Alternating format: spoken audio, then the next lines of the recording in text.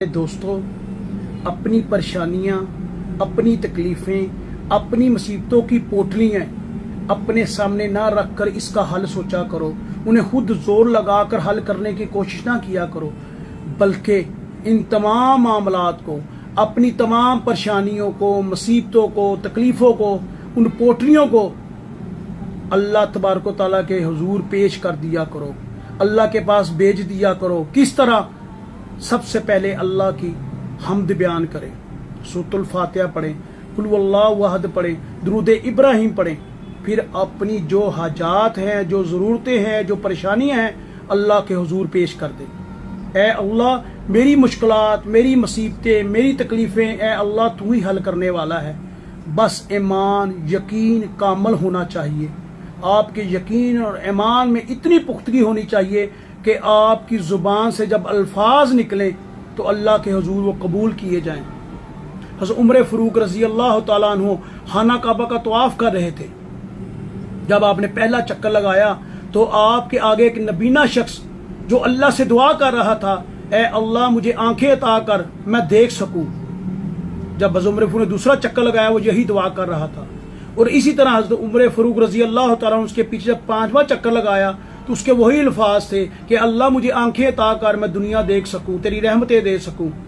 حضرت عمر فاروق رضی اللہ تعالیٰ ان کے پاس گئے اور ان کے کان میں سرگوشی کی، اور جب سرگوشی کی تو اس آدمی نے خانہ کعبہ کے غلاف کو پکڑ کے التجا کر کے زاروں قطار رو کر اللہ سے دعا کی، اور اللہ نے اسے آنکھیں عطا کر دی۔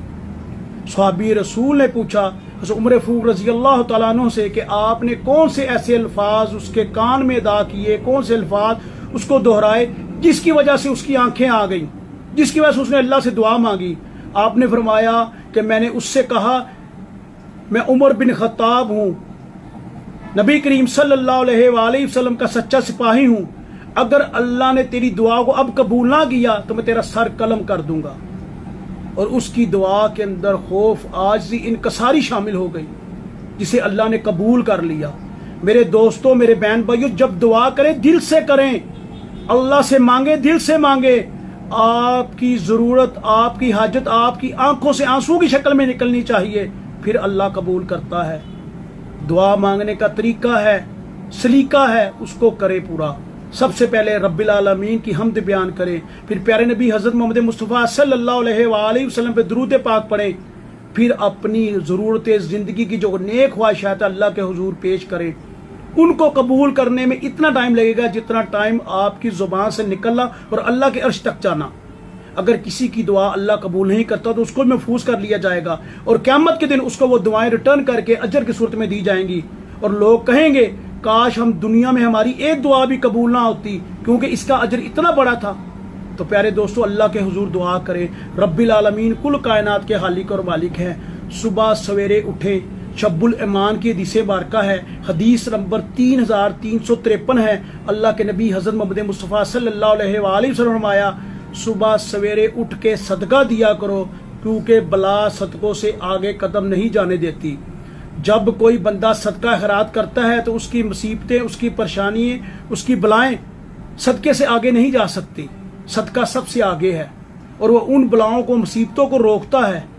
بیداری کے فوراً بعد اللہ کی نماز ادا کریں، حمد بیان کریں، قرآن پاک پڑھیں، اور رستے میں جاتے ہوئے، آفس، دفتر، گھر سے نکلتے ہوئے اپنے ہاتھ سے کسی کو صدقہ خیرات کریں۔ صدقہ خیرات ہزاروں مصیبتوں کو ٹالتا ہے، پریشانیوں کو دور کرتا ہے، جنات کے اسیب کو روکتا ہے، ہر جادوگر کے جادو سے آپ کو محفوظ رکھتا ہے۔ اللہ کی راہ میں جو آپ کی حیثیت ہے صدقہ خیرات کریں، بے شک صدقہ خیرات بلاؤں سے ایک قدم آگے ہوتا ہے۔ اللہ ہمیں دین حق کی سمجھ عطا فرمائے۔ السلام علیکم ورحمۃ اللہ۔